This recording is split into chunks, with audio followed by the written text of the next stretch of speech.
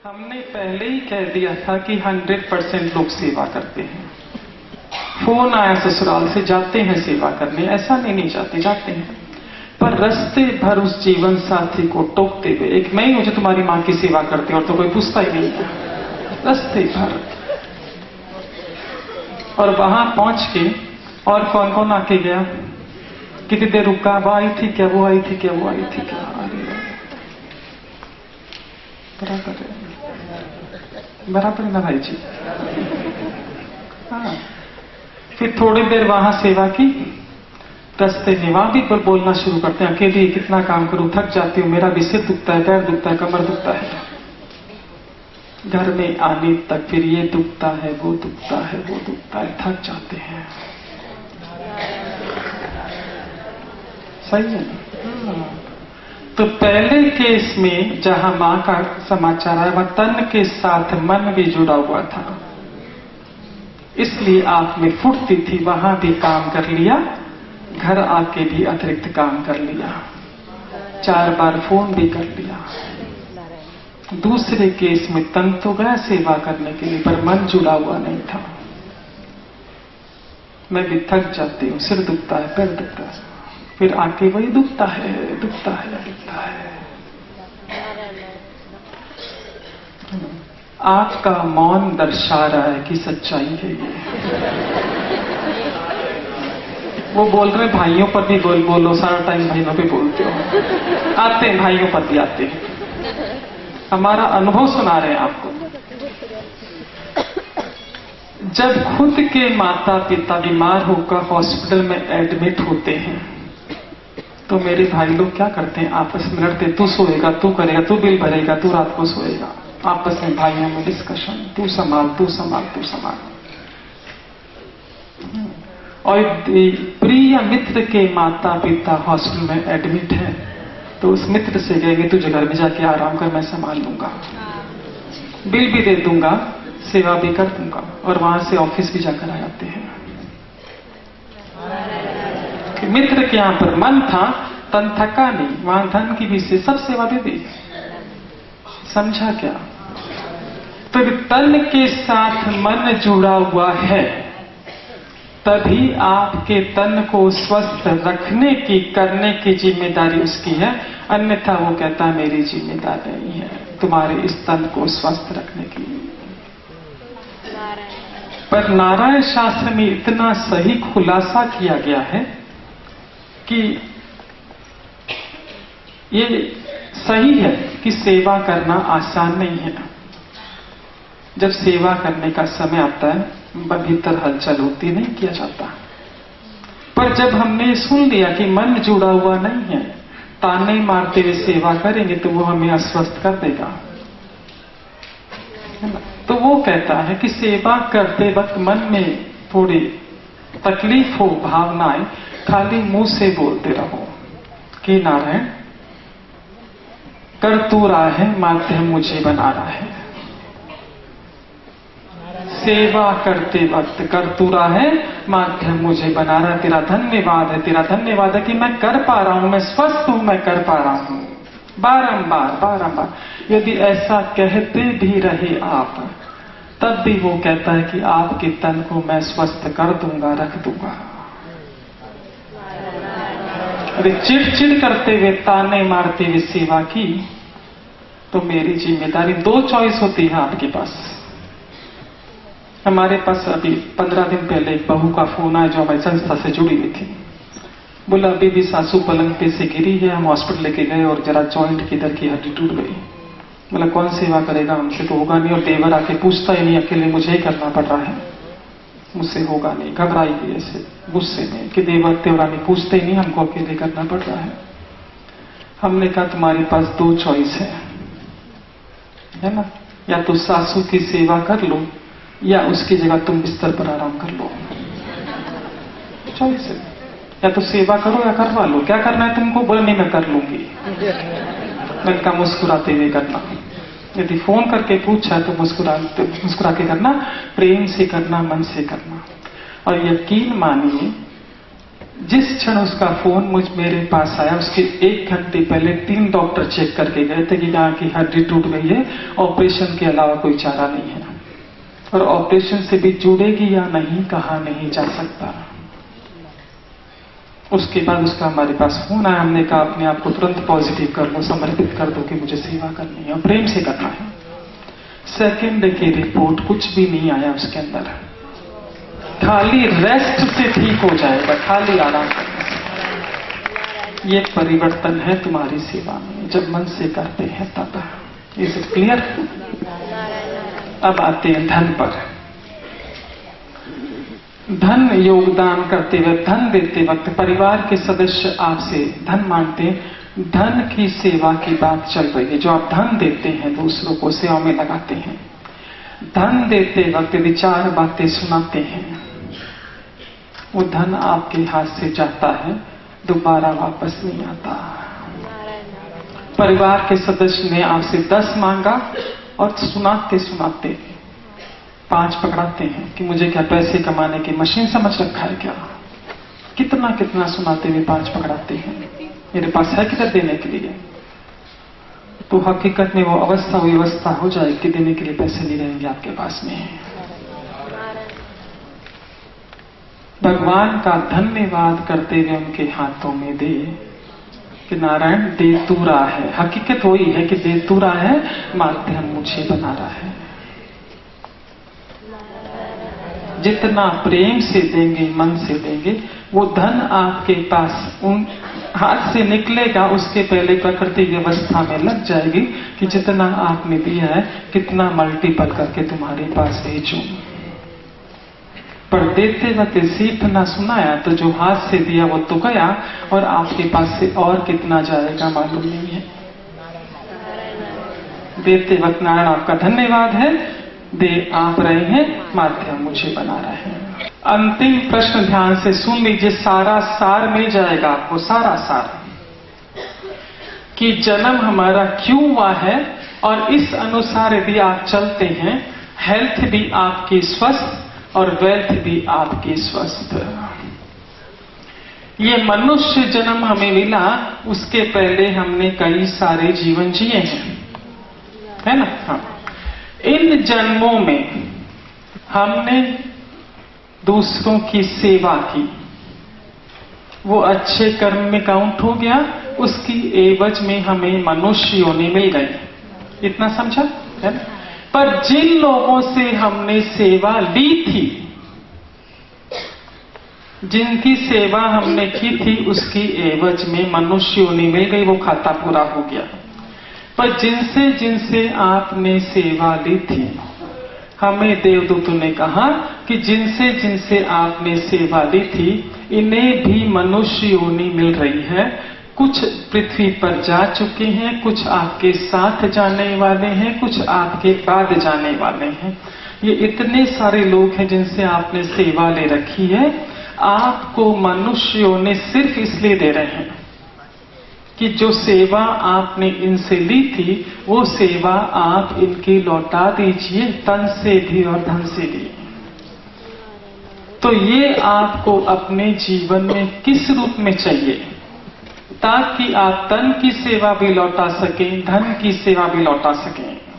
Line से खड़ा कर दिया गया, जिससे सबसे अधिक सेवा ली थी आपने, सबसे पहले थोड़ी कम सेवा ली, उसके पीछे ऐसे लाइन से खड़ा कर दिया कि आपको किस रूप में आपके जीवन में चाहिए, ताकि आप तन की सेवा, धन की सेवा लौटा सकें।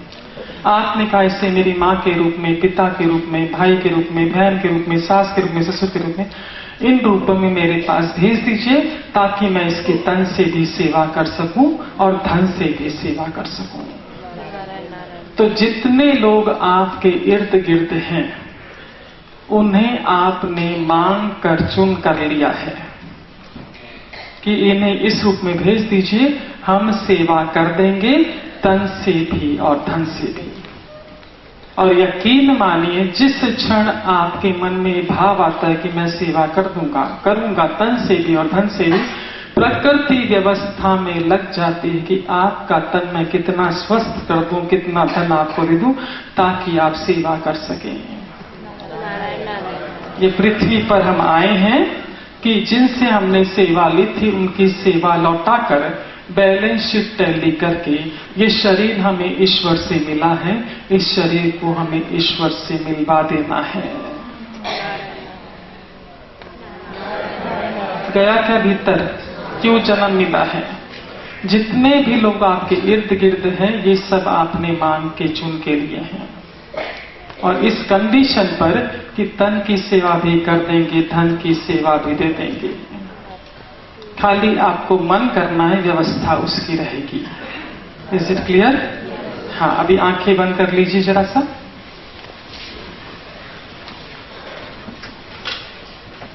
और अपने परिवार के सदस्यों को सामने देखिए आंखें बंद करके, जिनके साथ आप रहते हैं, जो आपके साथ रहते हैं, उन्हें अपनी आंखों के सामने ले आइए, बंद आंखों के सामने ले आइए। ये वो लोग हैं जिन्होंने आपकी बहुत मदद की थी इस मनुष्य योनि को पाने के लिए, और आपने कहा था जो ही मुझे मनुष्य योनि मिलेगी मैं आपका कर्जा चुका दूंगा। अब वो समय है आपकी सेवा करने का। उन्हें देख के आपको ये गीत गाना है।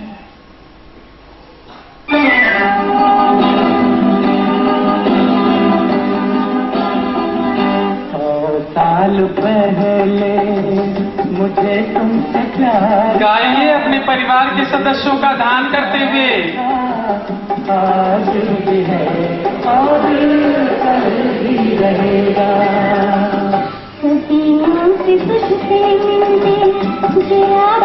इच्छल करंजी वासियों, सदियों से तुझसे मिलने।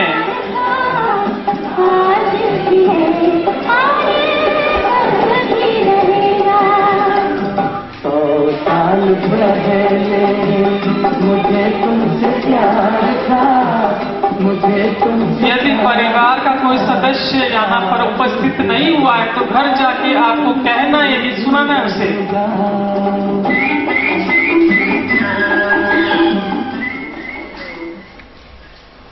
नारायण नारायण।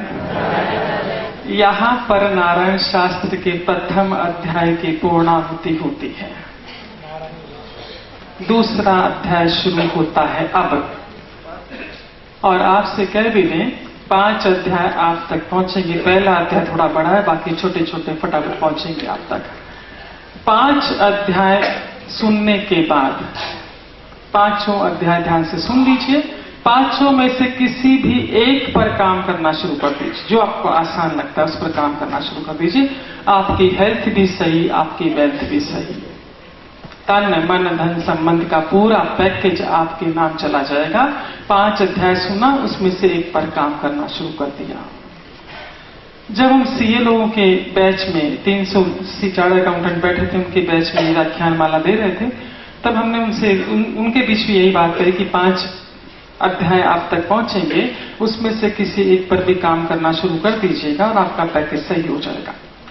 उनमें से एक वकील मजे खड़े हो गए, हमसे पूछा कि हम 5 सुनेंगे, 5 अध्याय सुनेंगे, उस पर एक में काम करना भी शुरू करेंगे, पर कितना समय लगेगा इस पैकेज को हमारे हाथ आने में, तन स्वस्थ होने में, मन स्वस्थ होने में। क्योंकि उनका कहना था कि यदि हम एक्सरसाइज करते हैं तो हम उसको पूछते हैं जो एक्सरसाइज करवाता है कि कितना समय लगेगा हमारे शरीर पर असर आने में, या डाइट करते हो कितना समय लगेगा उसका असर आने में शरीर पर।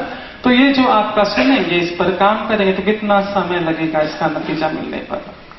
हमने कहा आपको तत्क्षण नतीजे मिलने शुरू हो जाएंगे, तत्क्षण। उनको बड़ा आश्चर्य हुआ, बोला what do you mean by तत्क्षण? हमने कहा भैया हमारे समय में कार्बन यूज हुआ करता था, है ना, ब्लैंक पेपर, नीचे कार्बन, उसके नीचे पेपर, ऊपर लिखो तो कितना टाइम लगता है नीचे पहुंचने में? तत्क्षण। ऐसी ही अवस्था, ऐसी व्यवस्था आपकी भी कि 5 अध्याय सुने, उस पर एक पर काम करना शुरू किया, तत्क्षण हेल्थ स्वस्थ, जाके डायबिटीज चेक कर लेना, जाके बीपी चेक कर लेना, क्योंकि ये तो इंस्टेंट मालूम पड़ता है ना। और अभी एक प्रश्न का जवाब दीजिए, अभी तो पहला अध्याय पूरा हुआ है। किसको किसको लगता है कि मानसिक शारीरिक अवस्था में परिवर्तन थोड़ा सा आया है? हाथ ऊपर करके बताना है। धन्यवाद धन्यवाद धन्यवाद। पानी का।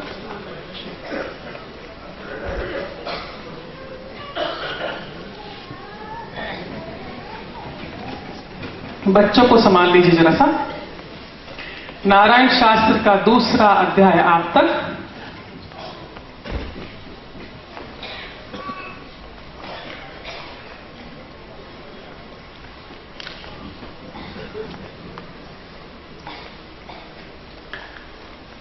विज्ञान कहता है, अभी आपको पता चल जाएगा कि शरीर में बीमारियां किस तरह प्रवेश करती है और किस तरह उन्हें बाहर निकालना है। इस दूसरे अध्याय में विस्तार से वर्णन है। विज्ञान कहता है कि 70 से 80% बीमारियां हमारे शरीर में नकारात्मक विचारों के माध्यम से प्रवेश करती है। 70 से 80% बीमारियां हमारे शरीर में नकारात्मक विचारों के माध्यम से प्रवेश करती है। यह विज्ञान ने साबित कर दिया है। और नारायण शास्त्र कहता है कि यदि विज्ञान जिस तरह कहता है कि 70 से 80% बीमारियां शरीर के भीतर नकारात्मक विचारों के माध्यम से प्रवेश करती है, सिर्फ 20 से 30% बीमारियां ऐसी हैं जो उम्र के साथ या गलत रहन सहन, गलत खान पान के माध्यम से शरीर में प्रवेश करती है ना। तो 70 से 80% बीमारियां ऐसी है जो नकारात्मक विचारों के माध्यम से शरीर में प्रवेश करती है। ऐसा विज्ञान ने साबित कर दिखाया है। नारायण शास्त्र कहता है कि यदि 70 से 80% बीमारियां नकारात्मक विचारों के माध्यम से हमारे शरीर में प्रवेश कर सकती है, तो इन 70 से 80% बीमारियों को हम सकारात्मक विचारों के माध्यम से निकाल भी तो सकते हैं। प्रवेश कर सकते नकारात्मक विचारों के माध्यम से, तो हम इन्हें सकारात्मक विचारों के माध्यम से बाहर भी निकाल सकते हैं। तो पहले हमें ये जानना होगा कि नकारात्मक विचार क्या है, सकारात्मक विचार क्या है, जिनके माध्यम से शरीर में बीमारियां प्रवेश करती है और जिनके माध्यम से हम शरीर में से बीमारियों को बाहर निकाल भी सकते हैं।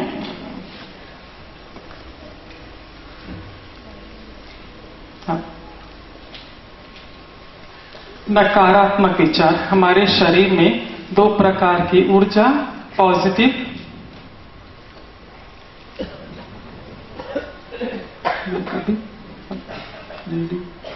अच्छा ठीक है, अभी दे दें।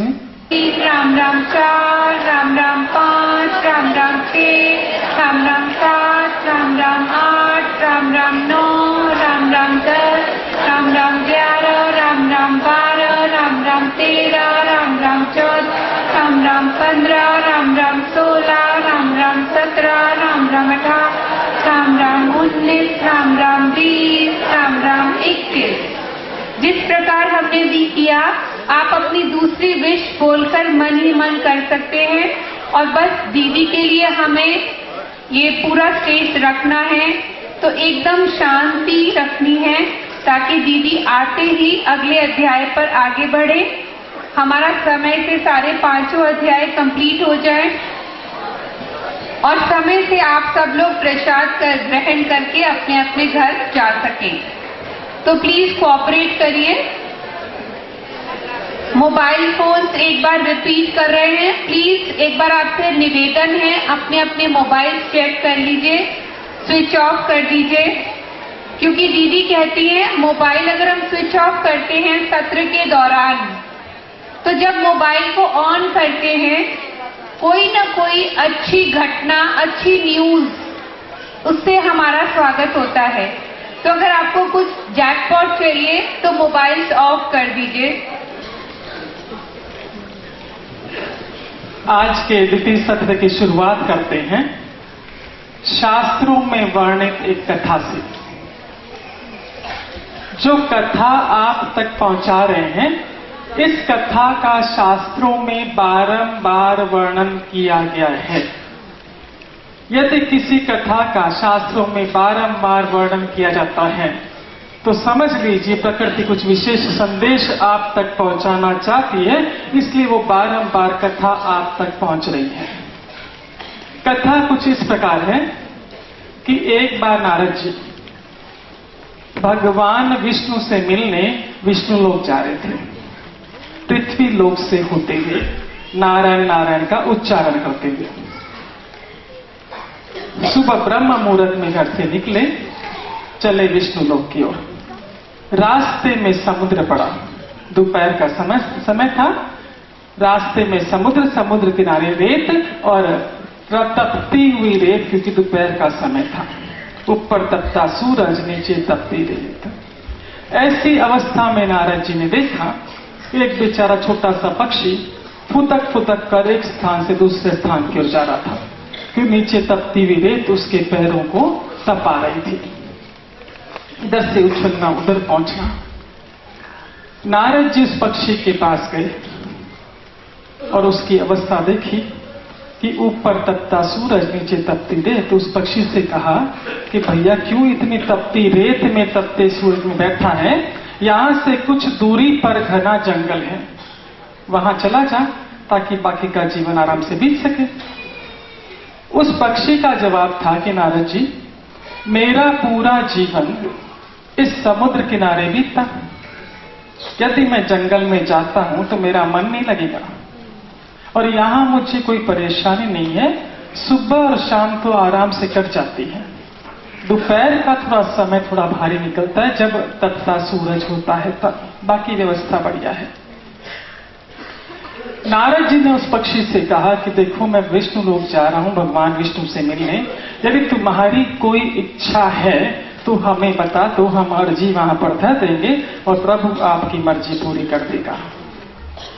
पक्षी ने कहा नारद जी से कि नारद जी, बाकी तो सारी व्यवस्था यहां पर है, आप सिर्फ प्रभु को इतना बोल दीजिए कि मेरे लिए एक छोटे से पेड़ की व्यवस्था कर देवे, वृक्ष की व्यवस्था कर देवे, ताकि जब तपता सूरज हो, तपती रेत हो, उस पेड़ पर बैठकर मैं तनिक विश्राम कर सकूं, उसकी छांव में बैठ सकूं।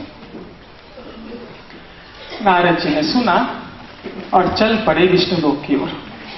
विष्णु लोक पहुंचे, भगवान से बातों का आदान प्रदान हुआ और इसके बाद उस पक्षी की एप्लीकेशन सामने धर दी कि प्रभु ऐसी ऐसी अवस्था उस पक्षी की है, आप जरा सा उस समुद्र किनारे पेड़ की व्यवस्था कर दीजिए। भगवान विष्णु ने कुछ देर के लिए आंखें बंद की और फिर खोली और कहा कि नारद जी, ऐसा है कि उस पक्षी के भाग्य में एक पत्ते जितनी छांव भी नहीं है, एक पत्ते की जितनी भी छांव नहीं है भाग्य में। मैं पेड़ कहां से दूं? जब भाग्य में नहीं तो पेड़ कहां से दूं? पर चूंकि तुम सिफारिश लेकर आए हो तो ऐसी व्यवस्था बता सकता हूं ताकि उस पक्षी को थोड़ा सा विश्राम मिल जाए। जाकर उस पक्षी से कहो कि जब तपता सूरज हो, तपती रेत हो, तब कुछ देर के लिए एक पैर पर खड़ा रहे और कुछ देर दूसरे पैर पर, ताकि एक एक पैर को विश्राम मिलता रहे। और दूसरा, उस पक्षी से जाकर कहो कि जो कुछ भी तुम्हें ईश्वर ने दे रखा है उसका निरंतर धन्यवाद करते रहो, तुम्हारा बचा हुआ जीवन आसानी से निकल जाएगा।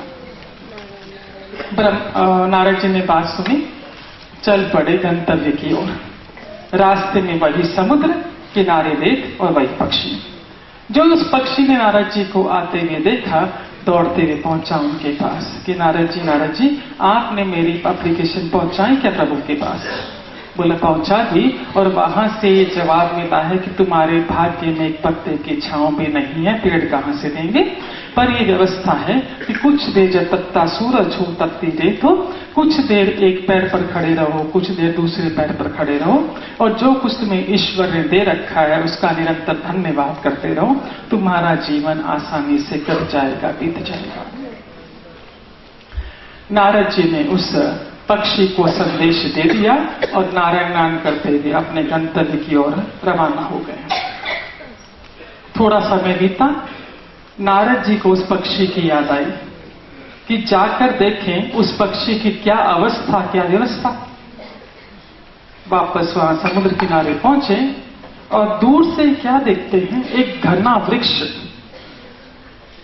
वृक्ष फलों से लदा हुआ, फूलों से लदा हुआ, और वो पक्षी उस पर फुदक फुदक कर उड़ रहा है। उस पक्षी को खुश देखकर खुश तो बहुत हुए, पर भीतर हलचल मच गई कि प्रभु ने मुझसे झूठ क्यों बोला कि इस पक्षी के भाग्य में पत्ते जितनी छांव भी नहीं है, यहां मैं घना वृक्ष देख रहा हूं। जाकर पक्षी से मिले, राम रमी की और सीधे विष्णु लोग चल पड़े कि भगवान ने मुझसे झूठ क्यों बोला। दरबार पहुंचे, भगवान सामने, भगवान से कहा राम रमी करने के बाद कि प्रभु आपने मुझसे कहा था कि उस पक्षी के भाग्य में एक पत्ते जितनी भी छांव नहीं है, मैं अपनी आंखों से घना वृक्ष फलों से लदा हुआ, फूलों से लदा हुआ देख कर आया हूं, तो आपने उसे दिया कैसे?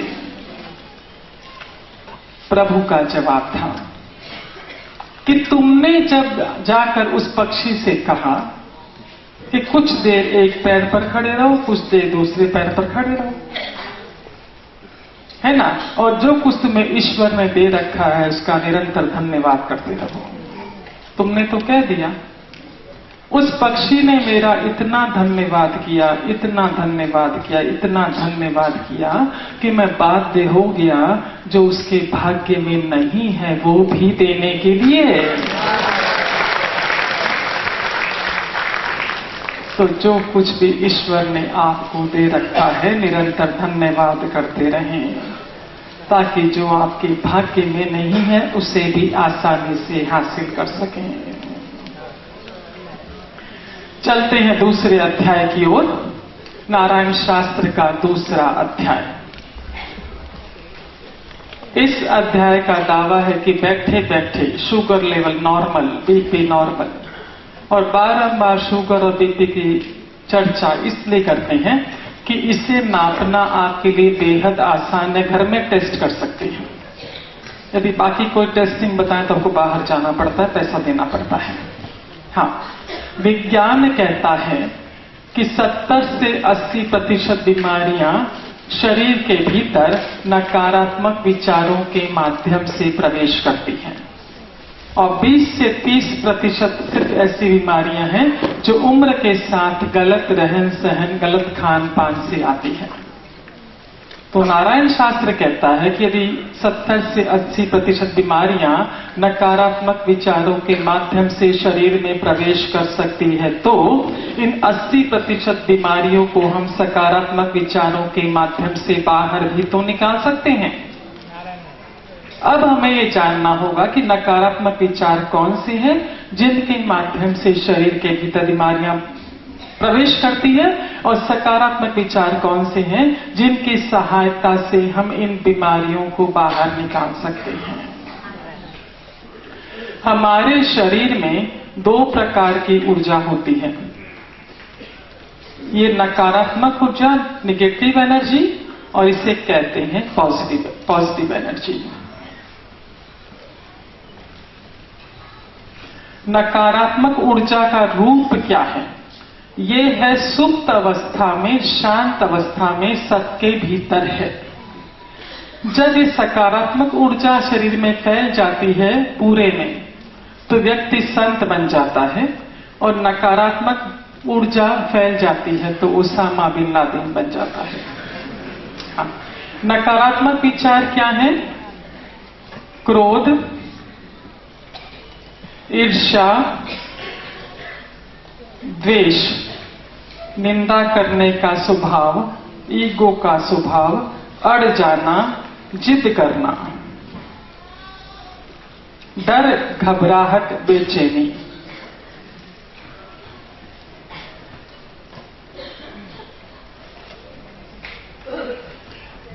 ये है नकारात्मक ऊर्जा। जब आप ऐसा स्वभाव में लाते हैं, फिर व्यवहार में लाते हैं, तो आपकी ये नकारात्मक ऊर्जा जागृत हो जाती है। और थोड़ा सा शॉर्ट में बताते हैं, समय सीमित है इसलिए। जब आप किसी की निंदा करते हैं, तो जिस व्यक्ति की आप निंदा कर रहे हैं उसके कर्म जो वो भोगता वो आपके खाते में ट्रांसफर होते जाते हैं, उसके कर्म आपको भोगने पड़ते हैं। किसी दिन समय रहा तो विस्तार से चर्चा करेंगे इस बाबत, पर शॉर्ट में आपको बता रहे हैं। आई रिपीट, यदि आप किसी व्यक्ति की निंदा करते हैं, चुगली करते हैं, बुराई करते हैं पीठ पीछे, तो जिसकी कर रहे हैं उसके कर्म जो वो भोगता वो आपके खाते में ट्रांसफर होते हैं और आपको भोगने पड़ते हैं, ऐसा स्वामी राम सुख जी महाराज का कहना है। दूसरी बात, इतनी सारी ये नकारात्मक ऊर्जाएं, नाम एक निगेटिव एनर्जी है पर ये रूप अलग अलग हैं। जैसे हम इलेक्ट्रिसिटी बोलते हैं, पर बल्ब है, ट्यूबलाइट है, एसी है, कई माध्यम से ये आती है ना। तो ये नकारात्मक ऊर्जा है। इसमें सबसे निचले स्तर पर कौन सी ऊर्जा है जरा समझ लीजिए। जब आप किसी से ईर्ष्या करते हैं, ध्यान से सुन लीजिए, जब आप किसी व्यक्ति से ईर्ष्या करते हैं तो आप साइन करके ब्लैंक चेक उसके खाते में ट्रांसफर कर देते हैं कि मेरा सुख, शांति, समृद्धि सब तेरे नाम हो गया। समझा क्या? जिस व्यक्ति से आप ईर्ष्या करते, ईर्ष्या शुरू हुई यहां पर, आपका सुख, आपकी शांति, आपकी समृद्धि जिस पर आपका हक था ट्रांसफर हो गया उसके खाते में। तो सोच समझकर ईर्ष्या करें। हाँ, तो जब आप ऐसा व्यवहार करते हैं तब आपकी सुप्त ऊर्जा, हमने कहा ना 50-50% ये सुप्त ऊर्जा शरीर के भीतर है, शांत है, बिल्कुल एक्टिव नहीं है। पर जब आप इस तरह का व्यवहार करते हैं ये ऊर्जा एक्टिवेट हो जाती है। आप देखते ना, ऐसा व्यवहार जब होता है आपके दिल की धड़कन बढ़ जाती है,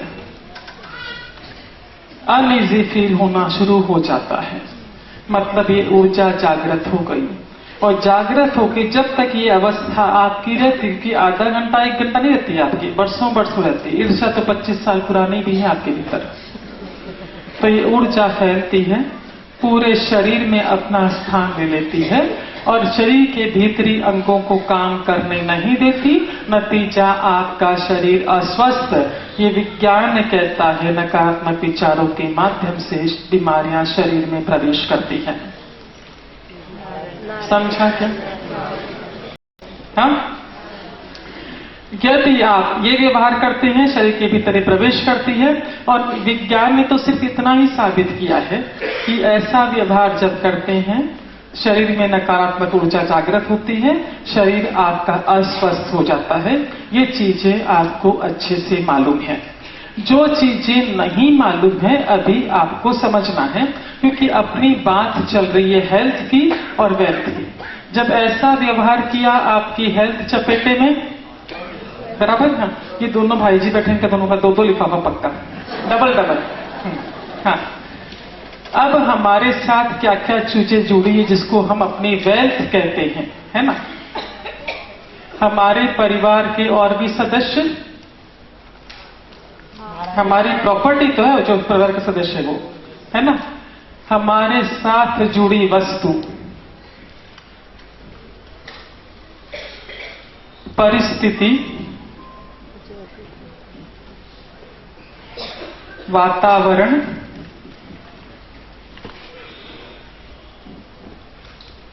समय, धन, हमारी जन्म कुंडली,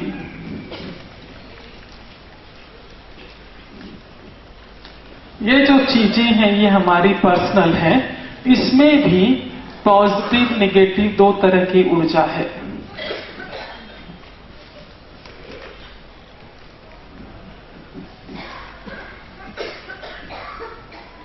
अब देखिए जरा सा, जब आप ऐसा व्यवहार करते हैं, क्रोध करते हैं, जिद करते हैं, अड़ते हैं, चीखते हैं, चिल्लाते हैं, तो जो परिवार के दूसरे सदस्य हैं उन पर असर होता है कि नहीं होता?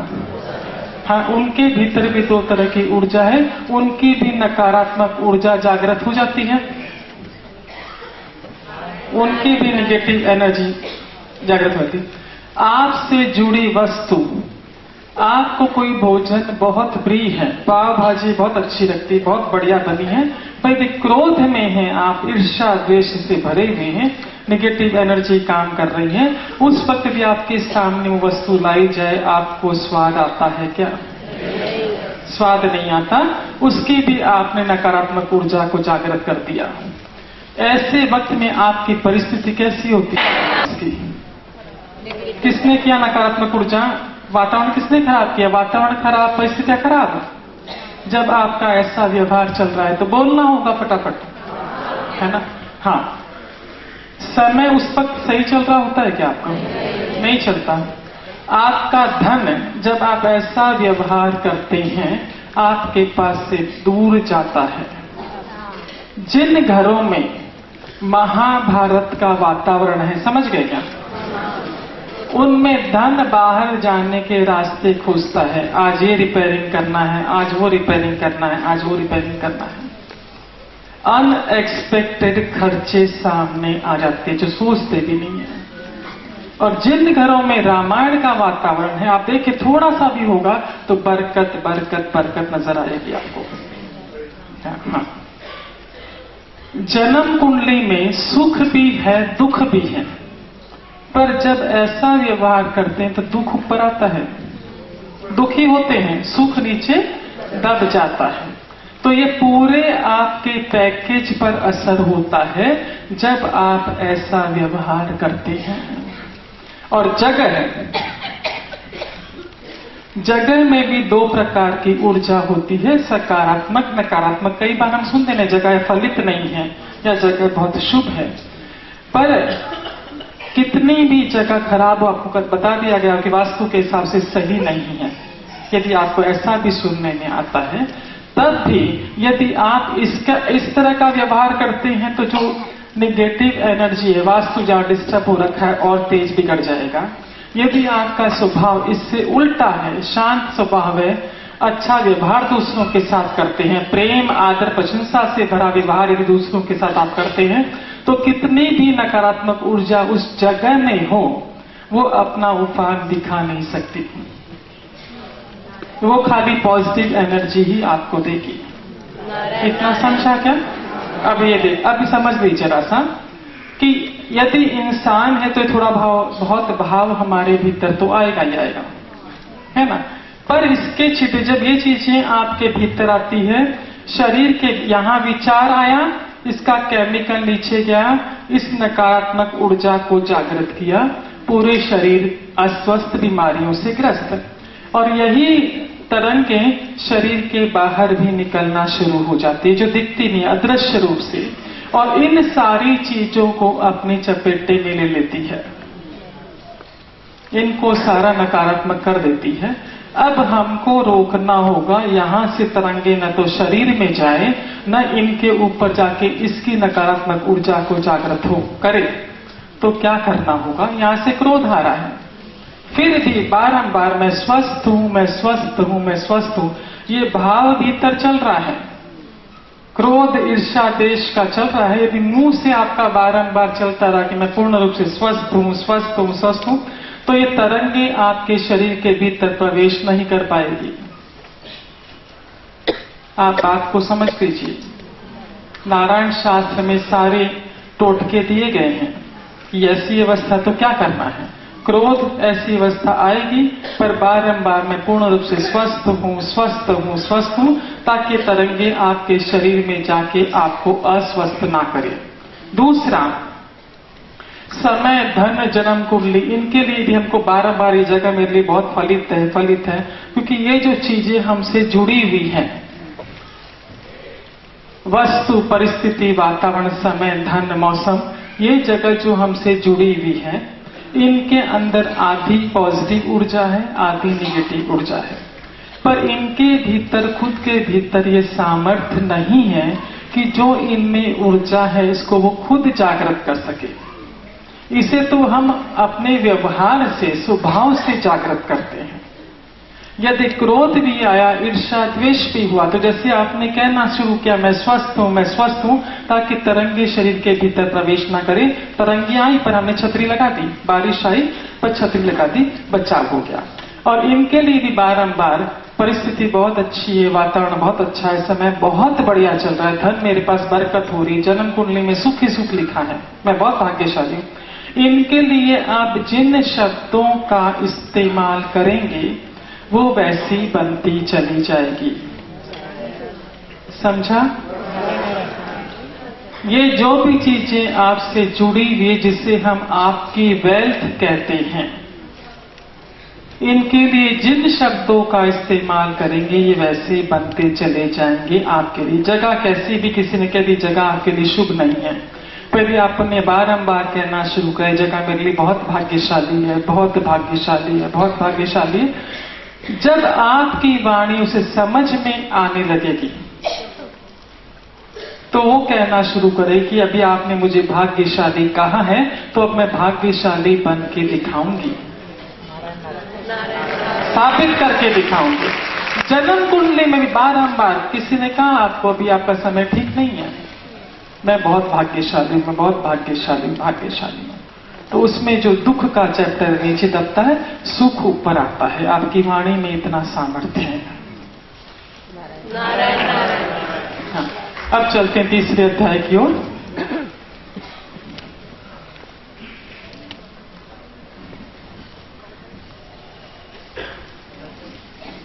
समय सीमित है, इसलिए इससे संबंधित गीत हमने रोक दिया है।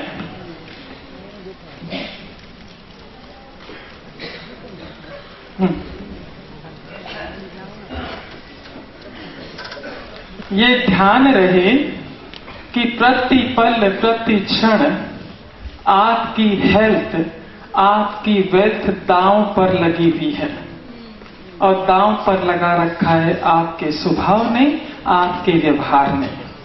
आपका स्वभाव अच्छा, उसका असर आपके व्यवहार पर, आपका व्यवहार अच्छा, फिर उसका असर आपकी हेल्थ पर, आपकी वेल्थ पर। नारायण नारायण। अब तीसरा अध्याय नारायण शास्त्र का, इसको सीधा मेरे को चलेगा चलेगा, ठीक है।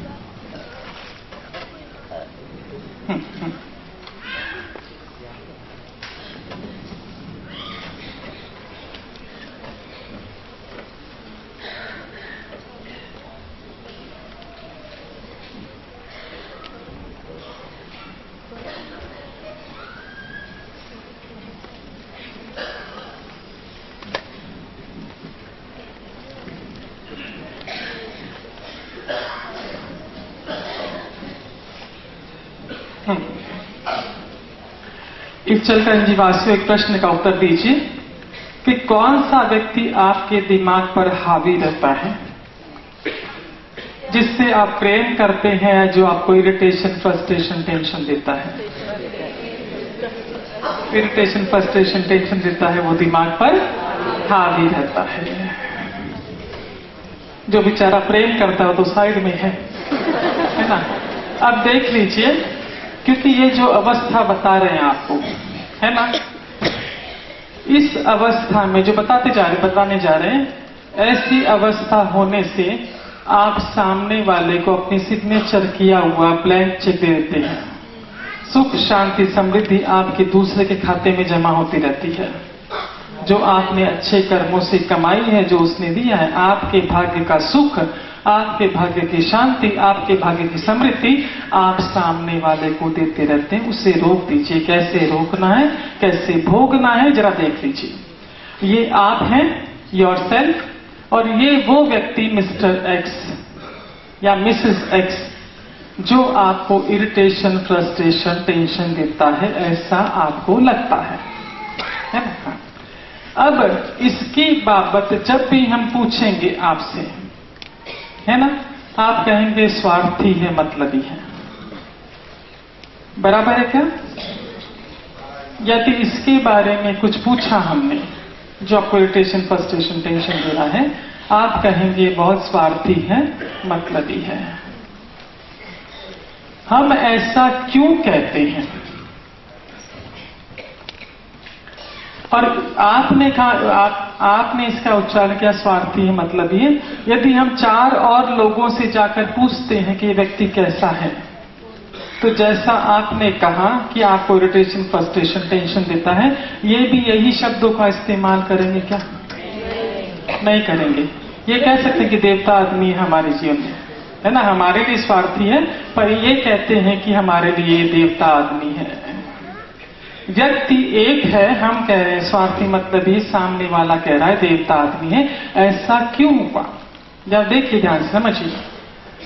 इस व्यक्ति ने, ये व्यक्ति हमारे किसी समय संपर्क में आया, इसने ऐसा कुछ व्यवहार किया हमारे साथ में, हमें कुछ ऐसा कहा या किया जिससे हमें दुख पहुंचा, हमें दुख पहुंचा। जब इसने ऐसा व्यवहार किया, हमने उससे जाकर कहा क्या कि तुम्हारा इस तरह का व्यवहार हमें दुख पहुंचाता है? हमने नहीं कहा। दोबारा आप मिले, दोबारा उसने वैसा ही व्यवहार किया, क्योंकि उसे पता नहीं है उसका ये व्यवहार आपको दुख पहुंचाता है। आपने पता नहीं, मालूम कहां से पड़ेगा। उसने वैसा व्यवहार दोबारा किया, आपके मन में उसके प्रति धारणा बन गई कि इस व्यक्ति के संपर्क में जितनी बार जाएंगे ये मुझे इरिटेशन, फ्रस्ट्रेशन, टेंशन ही देने वाला है ना? अब देखिए, जिस व्यक्ति के बारे में जैसा आप सोचते हैं वैसा उसे बनाते हैं अपने लिए। आप यहां पर सोचते हैं ये स्वार्थी है, मतलबी है, ये तरंगे उस तक पहुंचती है, और जब ये व्यक्ति आपके संपर्क में आता है स्वार्थी और मतलबी बनता है, और ये कह रहे हैं कि हमारे लिए देवता स्वरूप व्यक्ति है, तो जब इनके संपर्क में आता है देवता बन जाता है। व्यक्ति एक ही है। समझ रहे हैं क्या बात को? अच्छे से समझ लीजिए कि जिस व्यक्ति के बारे में जैसा आप सोचते हैं वैसा उसे बनाते हैं अपने लिए। ये समझना बहुत जरूरी है, क्योंकि आपका सुख, आपकी शांति, आपकी समृद्धि इसी में समाई हुई है। और इससे यदि हम जाकर पूछें आपके बारे में कि आप कैसे व्यक्ति हैं, ये आपकी बड़ाई करेगा क्या? जिन शब्दों का आपने इस्तेमाल किया आइडेंटिकल, वो भी वही उन्हीं शब्दों का इस्तेमाल करेगा। तो जैसा आप सोचते हैं आइडेंटिकल वो भी आपके बारे में वैसा ही सोचता है कि आप भी स्वार्थी हैं, मतलबी हैं। और धीरे धीरे आप भी वैसे ही बनते जाते हैं, स्वार्थी और मतलबी। क्योंकि हम क्या करते हैं, किसी के लिए हमने थोड़ा कुछ किया, 1 बार किया, 2 बार किया, 3 बार किया, तीसरी बार हम करना छोड़ देते हैं कि वो बहुत स्वार्थी है, मुझे भी उसके वैसा ही स्वार्थी बन के दिखाना है, मुझे भी कुछ नहीं करना। हम भी स्वार्थी बन जाते हैं। तो जैसे आप होते हैं, यदि आप स्वार्थी बनते हैं तो आप स्वार्थी लोगों को ही अपनी ओर आकर्षित करते हैं। आप जैसे होते हैं वैसे ही लोगों को आप अपनी ओर आकर्षित करते हैं। इस बात का उदाहरण के साथ बताएंगे आपको। आपने कई बार देखा होगा जहां गेट टुगेदर होता है, 100-200 आदमी लोग जमा हुए हैं। हमारे समाज में तो ड्रिंक्स का, सर्विस का व्यवस्था नहीं कि ड्रिंक्स भी काउंटर पर रखा जाए, पर आजकल मुंबई में रखते हैं, कोई कोई पार्टीज में रहता है। तो जो पीने वाला होता है और उसके पता है कि इस पार्टी में पीने को मिलने वाला है, तो गेट में से एंटर करते हुए चारों कोनों में देख लेता है काउंटर कहां पर है, क्योंकि बीच में तो लगाते नहीं, कोने में लगाते हैं। भाई गेट में से देख लेता है कौन से का, और वहां चल के काउंटर पर गया, ग्लास लिया, पीना चालू। अच्छा, ग्लास लेके पीना चालू, मुड़ के गेट के पास देखना और कौन आ रहा है, नजर आती है कौन आ रहा है।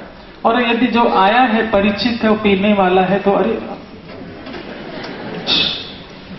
आजा। यदि पीने वाला है तो उसको इशारा करके पास में बुला लेंगे।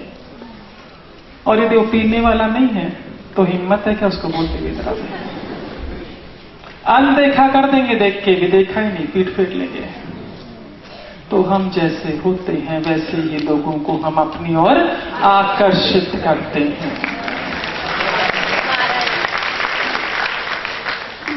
हमने देखा है जहां शादियों के वक्त हमारे अग्रवालों में शादियां होती और फेरे यदि लेट के हों, रात के 1-2 बजे के हों, तो बराती बेचारे वेट कर देते बहू को घर में लेके जाने के लिए। अब 2 घंटा टाइम पास कैसे पास करे रात को? तो ग्रुप बन जाता ताश खेलने के लिए, है ना।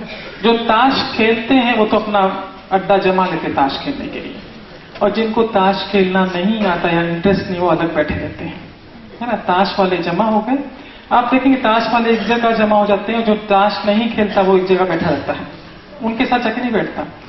पर यदि चाहे जाके देखना कि 2 मिनट जाके देख के आता हूं, बैठता हूं, जाता है वहां टिक नहीं सकता है क्योंकि मन नहीं लगता है, वहां से आता है। और यदि वो 5 मिनट से ऊपर बैठ गया तो खेलने वाले भगा देते हैं, फिर को आता नहीं। टिकने देते हैं क्या उसको? टिकने देते हैं, संगत का असर। तो जैसे हम होते हैं वैसे ही लोगों को हम अपनी ओर आकर्षित करते हैं। यदि आप स्वार्थी मतलबी बन गए तो आप किसको आकर्षित करेंगे? सिर्फ स्वार्थी और मतलबी लोगों को।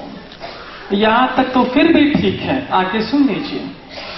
आपके जो नियर डियर हैं, जिनसे आप प्रेम करते हैं, जो आपसे प्रेम करते हैं, वे भी धीरे धीरे स्वार्थी बनते चले जाएंगे।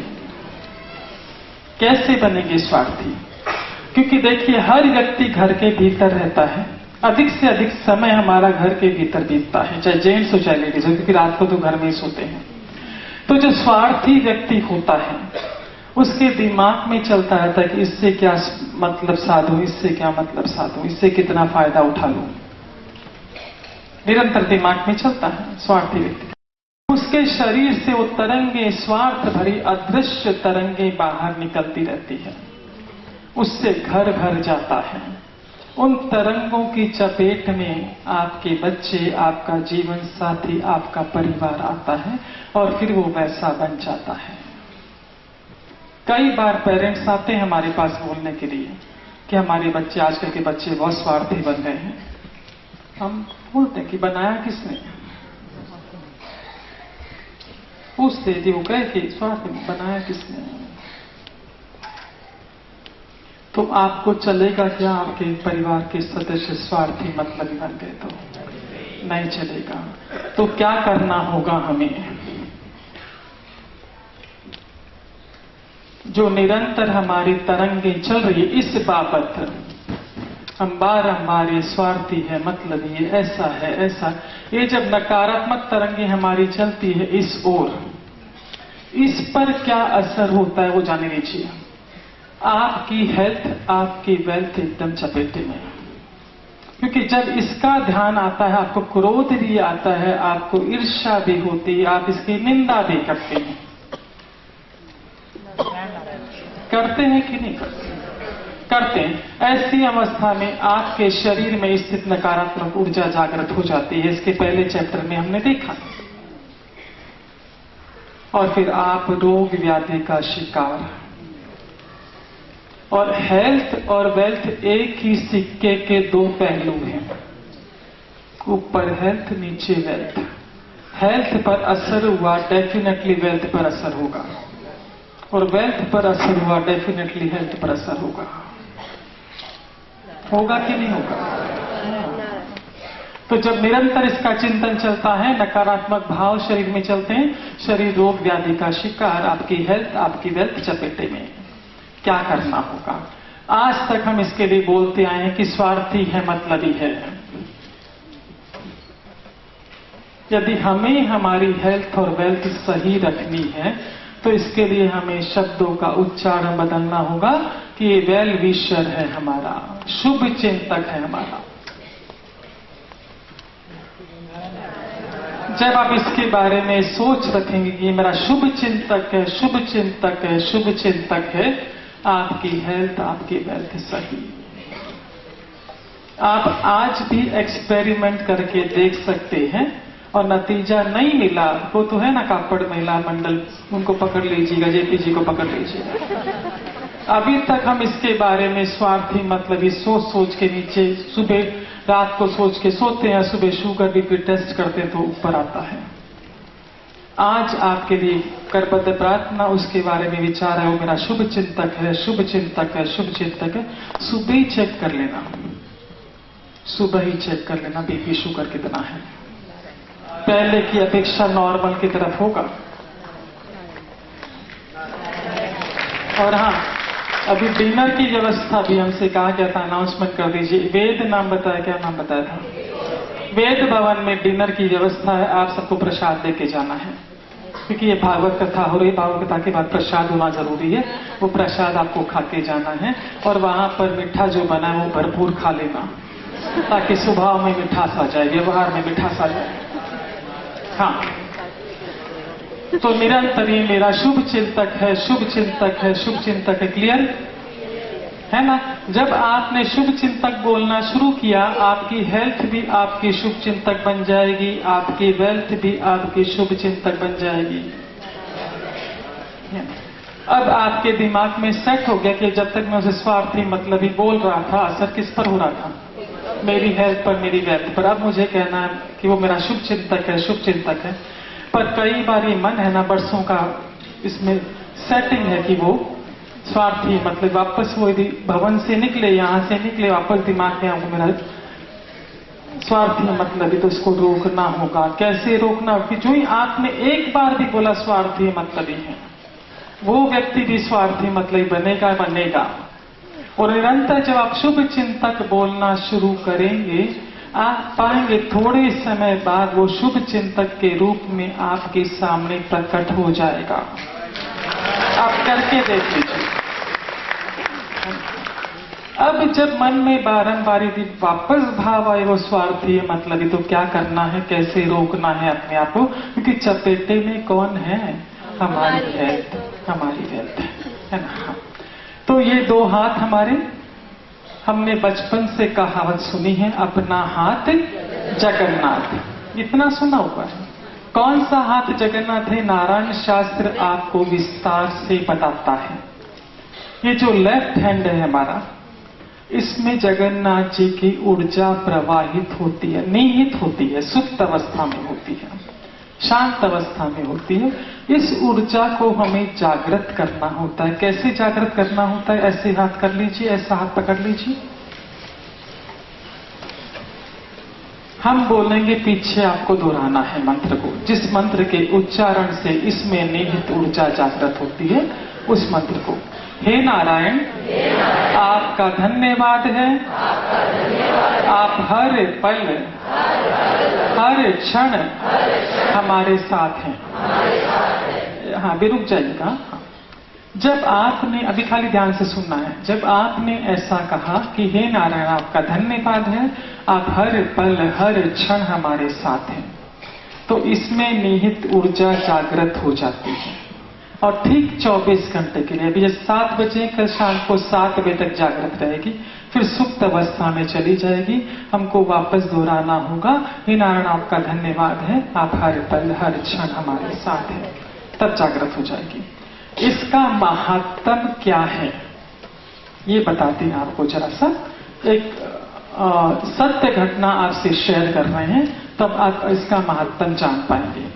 हमारा मुंबई में हर बुधवार को सत्संग चलता है, और बार हम सबको सिखा चुके हैं इस ऊर्जा को जागृत करना।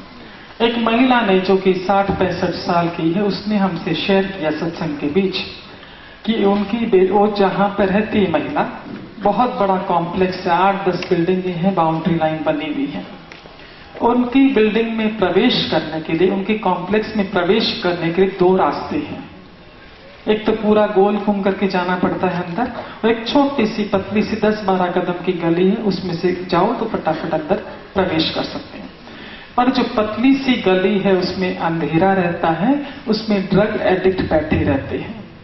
तो परिवार के सदस्यों को मना किया गया था कि पूरा घूम के तुम्हें भीतर आना है, उस गली से प्रवेश नहीं करना है। बच्चों को, लड़कियों को, सबको मना किया हुआ था। और जो एक बार जैसे आज आपने सीख लिया कि नारायण आपका धन्यवाद है इस ऊर्जा को जागृत करना, तो आप डेफिनेट आप जाके हर परिवार के सदस्य को सिखाने वाले हैं। जब आप इसका असर देखेंगे तब, उदाहरण सुनेंगे तब।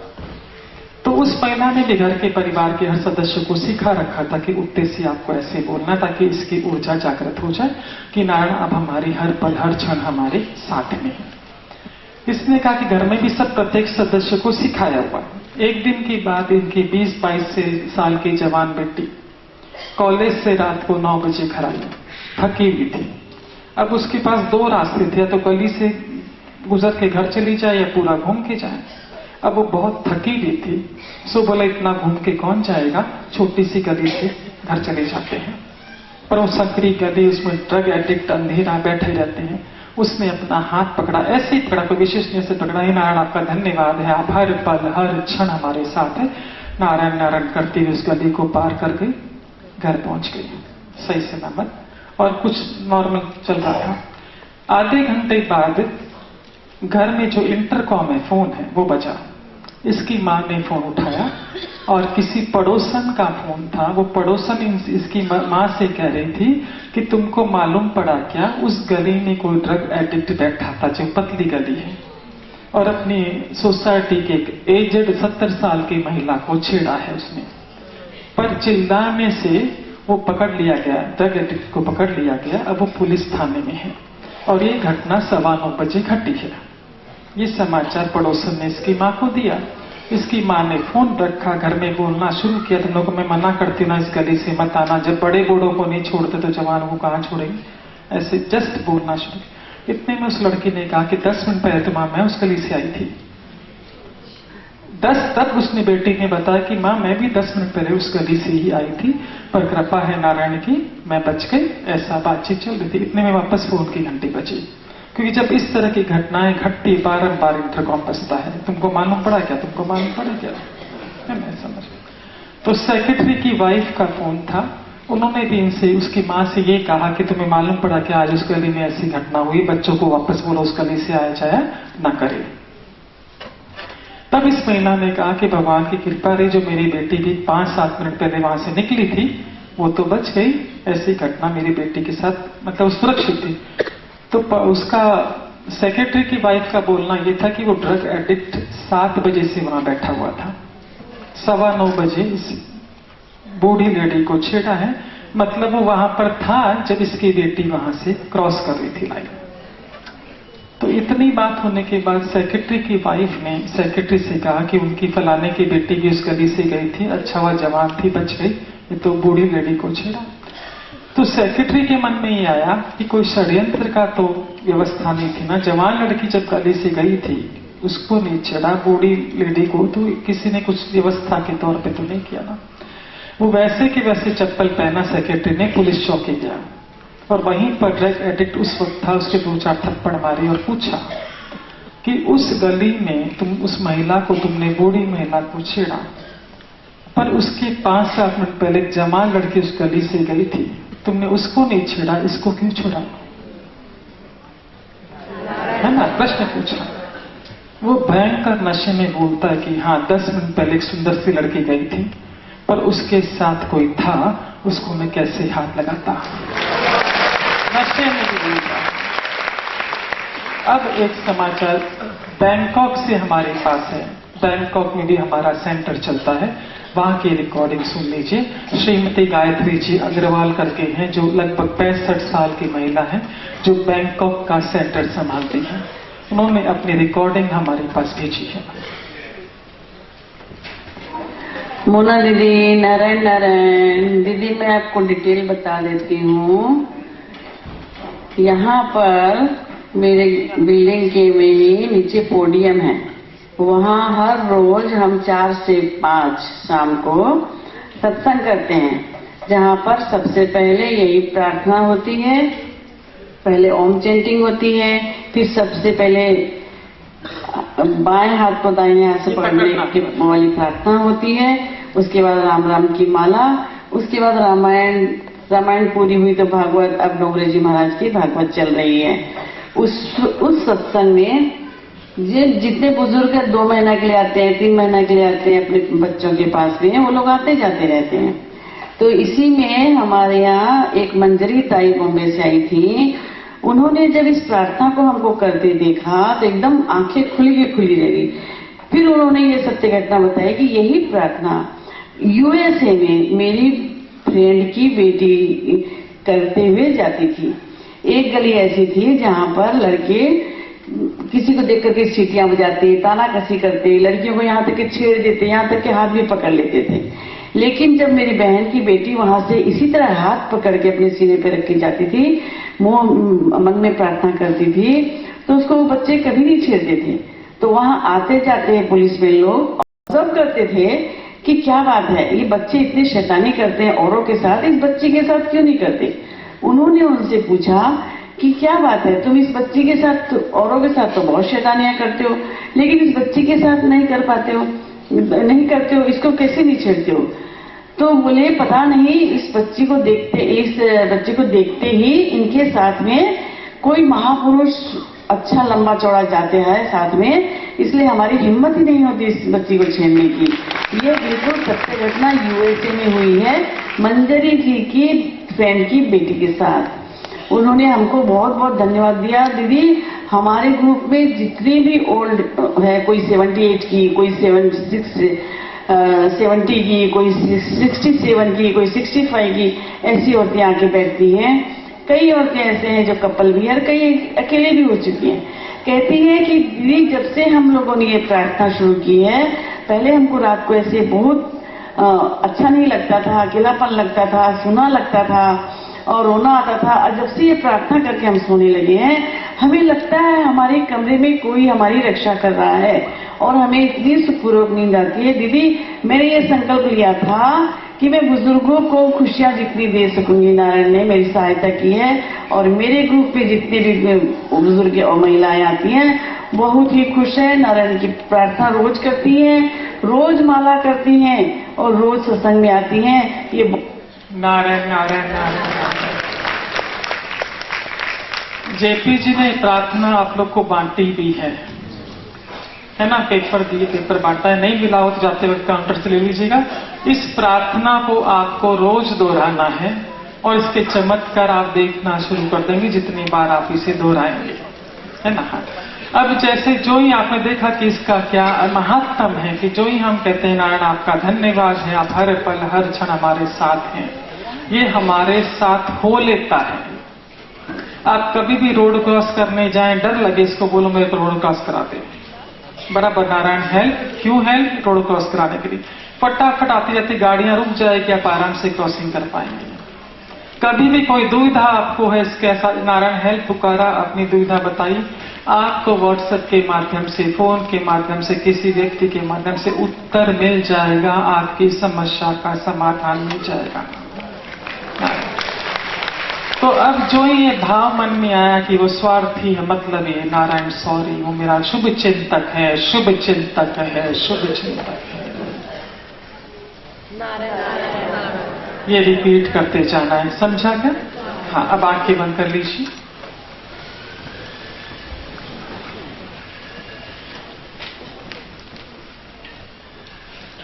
उस व्यक्ति को सामने देखिए